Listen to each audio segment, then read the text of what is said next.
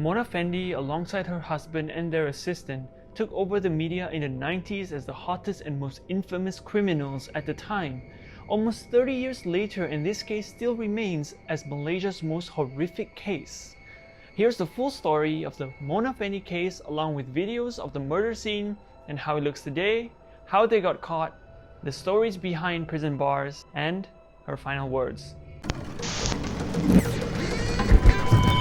Mona Fandey was not her name at all. Instead, it was Mazna Ismail, who was born on 1st January 1956 in Kangar Perlis. She grew up as a kid with passion in singing and dancing, who had the dream of becoming a pop star, from which she later adopted the stage name Mona Fandey. This name was inspired by her biggest fan, her husband, whose name was Muhammad Nur Afendi. Thus, she invented her infamous name of Mona Fandey. Together they worked hard to launch Mona's pop career by producing and launching a studio album, Diana, that managed to appear on several TV channels across Malaysia. Here's a short clip of her song.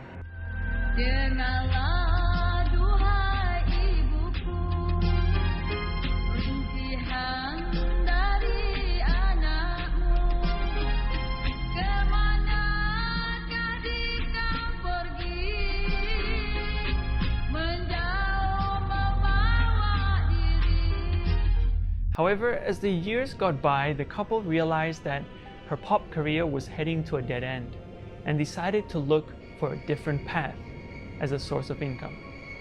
It was then when the couple decided to dedicate themselves into witchcraft, also known as a bomo in Malay. As soon as she began their new career, they started getting popular, making tons of money, even offering her services to elite and high-profile clients like senior politicians, successful businessmen, and more. They were willing to pay large sums of money and privileges in the exchange for the couple's services that led them to live in the high life. With this money, they afforded to purchase mansions and luxury cars, including jewelry and so forth. But then came along a Malaysian politician known as Datuk Mazlan Idris in the year 1993, during the reign of Tun Dr. Mahathir Mohamad, who was the current Prime Minister at the time during his first rule in Malaysia. Mazlan was eyeing the post for Chief Minister and was hoping the couple would help him, get there. Mona promised him the post by giving him a talisman, which translates to an object that is thought to have magical powers and bring good luck, where she gave him a walking stick known as a tongkat and a cultural cap known as a songkok.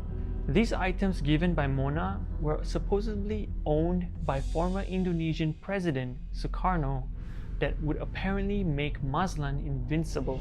In exchange, Mazlan agreed to pay the couple 2.5 million Malaysian ringgits in the sum of 500,000 ringgit up front, along with 10 land titles as guarantee for the remaining payment.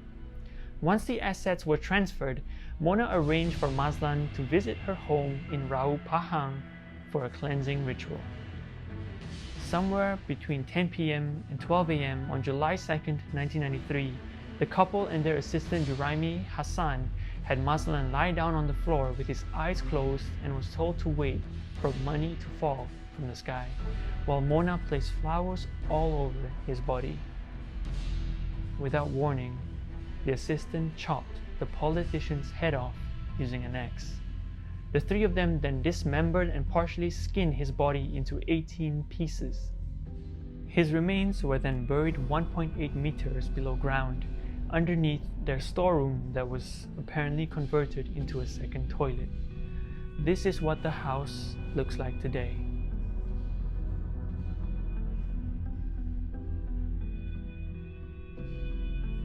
With the money they received after committing murder, the couple lived life as usual by purchasing a Mercedes-Benz. Mona went on a shopping spree and even got herself a facelift. But the police began their investigations when Mazlan's disappearance became noticed, as he had missed several UMNO events and had been avoiding all contacts with his family. Yet the case was leading to a dead end when the police had no leads to the investigation apart from a withdrawal of 300,000 ringgit from his bank account. It was then when fate had a twisted turn. The assistant Juraimi Hassan was caught with the possession of drugs that was completely unrelated to the murder case that happened days after the murder had taken place. It was during his time in the interrogation room when he confessed to the police about the murder he was involved in, explaining everything, including what Mona and her husband had done. And it was thought that Juraimi was high on drugs at that time. On 22nd July 1993, it was at that day when police were led to the storeroom with a concrete seal on the floor. Once discovered, Mona and her husband were both apprehended and under arrest, only 20 days after the murder.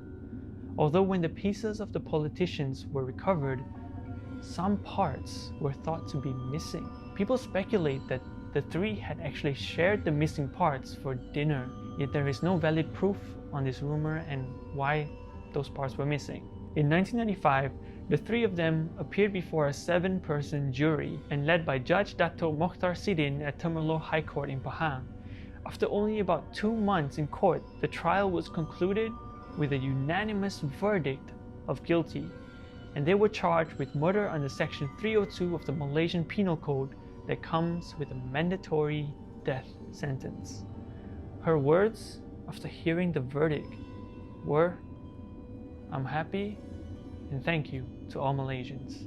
She smiled for the cameras as she was taken to Kajang prison.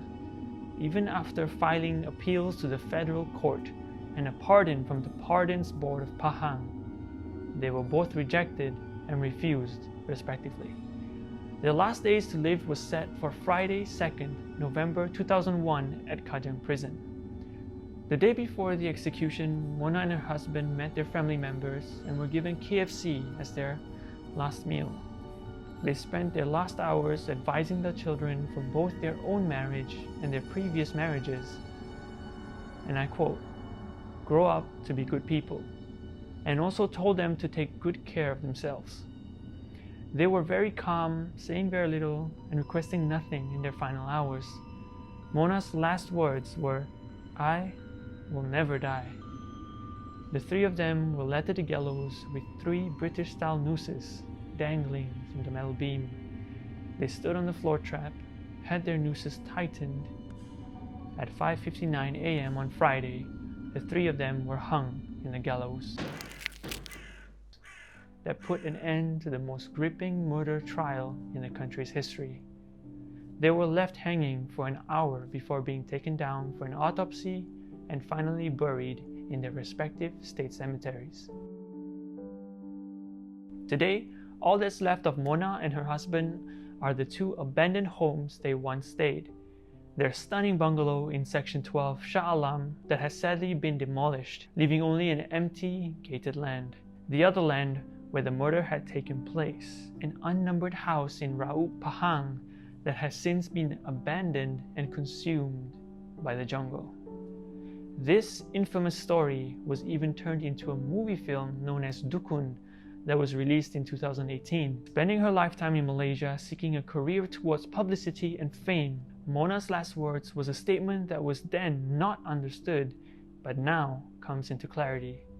The year is now 2021, 28 years since the murder, yet Mona's story is still the most notoriously creepy, gruesome, and cruel murder case in Malaysia. Although she did not achieve fame in her lifetime, her infamous story lives on forever, as the story of Mona Fandey will truly never die. Do subscribe for more videos like this, turn on notifications, and you can follow me on TikTok for daily uploads as well as sneak peeks on what's to come. This is Defies, and thanks for watching.